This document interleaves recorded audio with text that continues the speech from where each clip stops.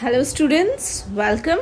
In this video, we are going to learn about the transportation of materials in plants. Transportation system is less elaborated in plants as compared to the animals. It is because plants are comparatively less active and acquire less supply of material either from the outside or synthesized by the plant themselves. The major materials which are needed by plant cells are gases like oxygen, carbon dioxide, water, and certain minerals. Right? So, these are the materials that are required by the plants. Right? The gases enter through the root hairs in the plants, right? Lenticels in the woody roots and stems, through the stomata and the leaves. Fine. Here, the rest. In the diagram, it is given that xylem and phloem are the main components for the conduction of water and mineral as well as food. Xylem is responsible for the transport of water and minerals, whereas phloem is responsible for the transport of food. Right? So moving ahead, now we will learn about the transportation of water and minerals and the transportation of food and other substances. Transportation of water and minerals by the xylem. Now, what causes the upward flow within the xylem? Mostly it is the evaporation by the sun, and that process we know it is transpiration, my students.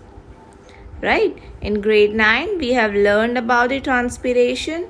In respiration also we have learned the exchange of material takes place through transpiration. What is transpiration? It is loss of water in the form of vapor through the aerial parts of leaf, right? To the aerial part of the leaf, that is stomata. Now let's see what is responsible for transport of water. There are three theories. There are major three theories. First one is root hair absorption, second one is ascent of sap, and third one is transpiration. Here in the figures, this one shows the first, second and third. This explains the third process. What is root absorption?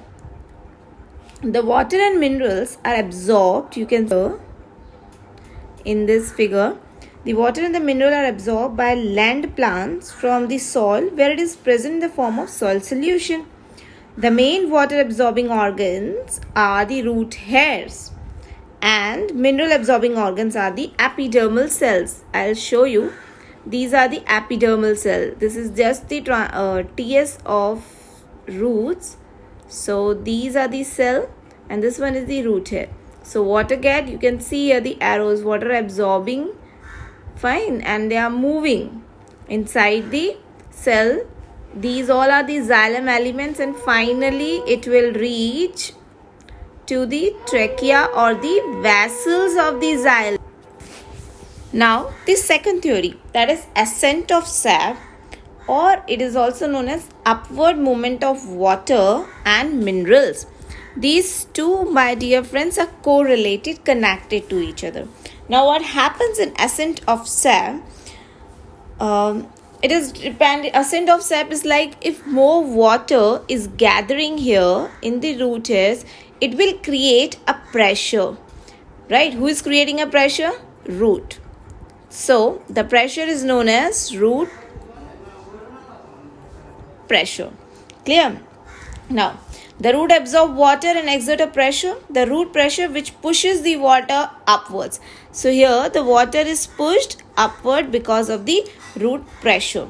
Now there is a drawback of this. This root pressure only takes place in the small plants. Right? So root pressure is responsible only in small herbs.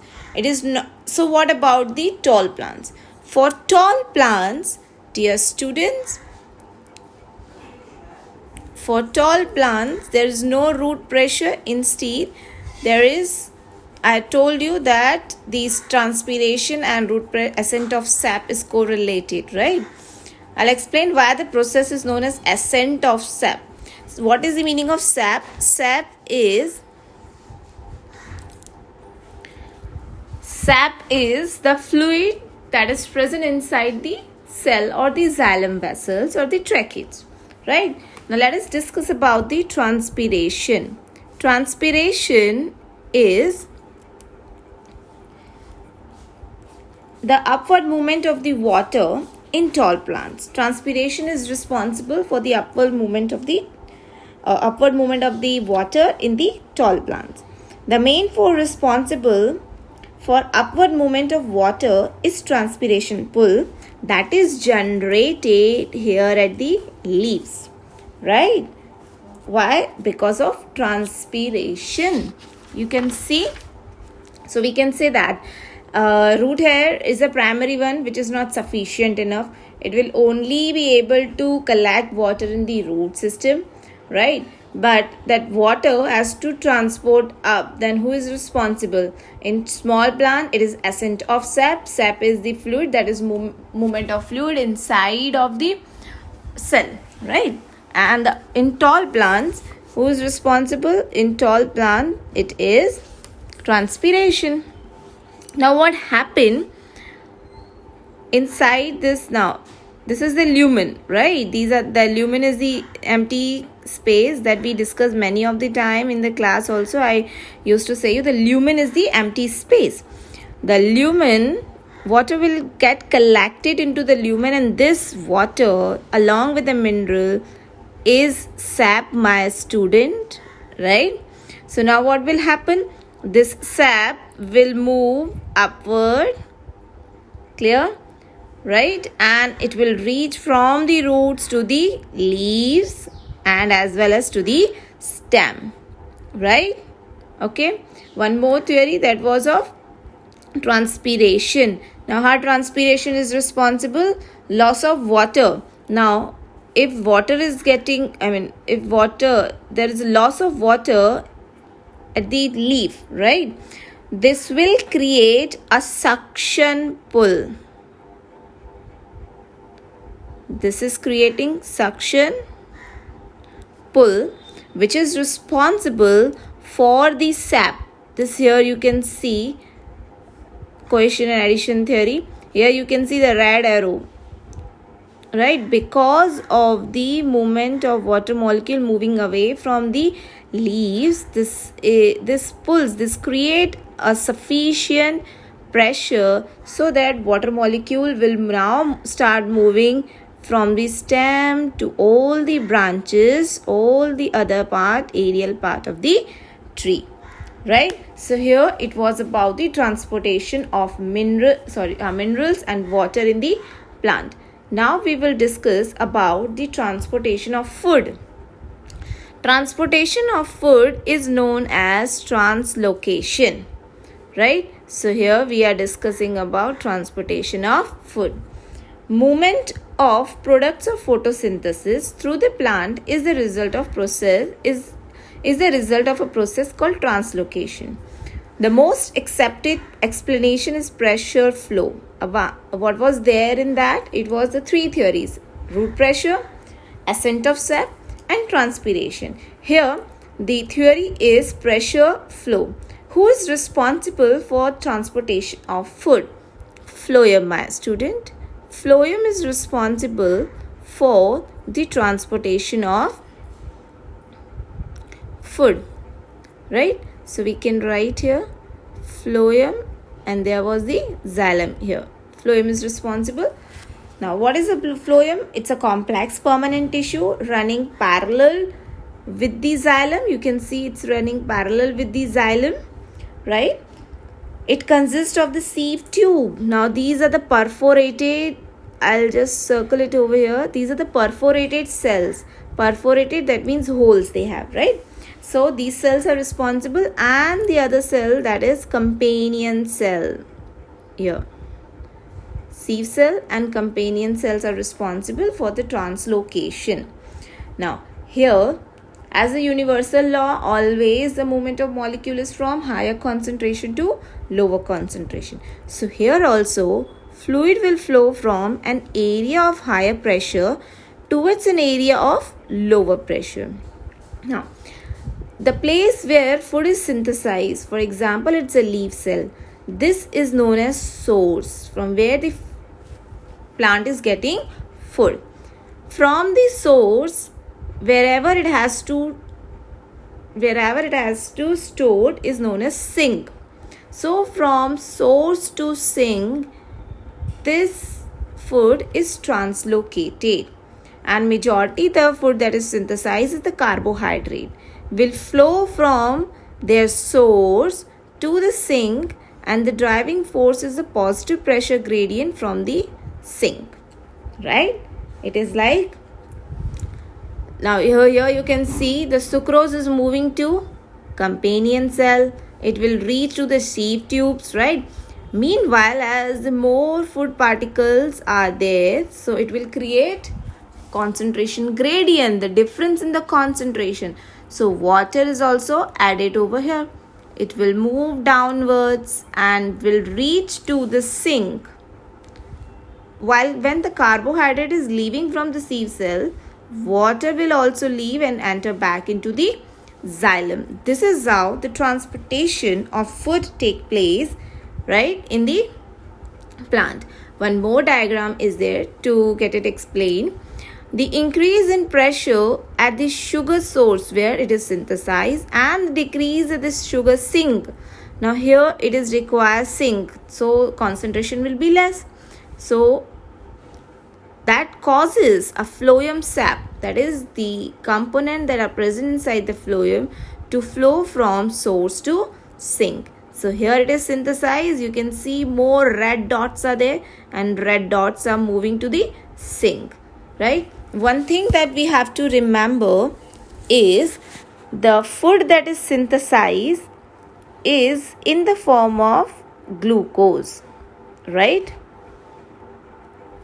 When it is transporting here, it is in the form of sucrose.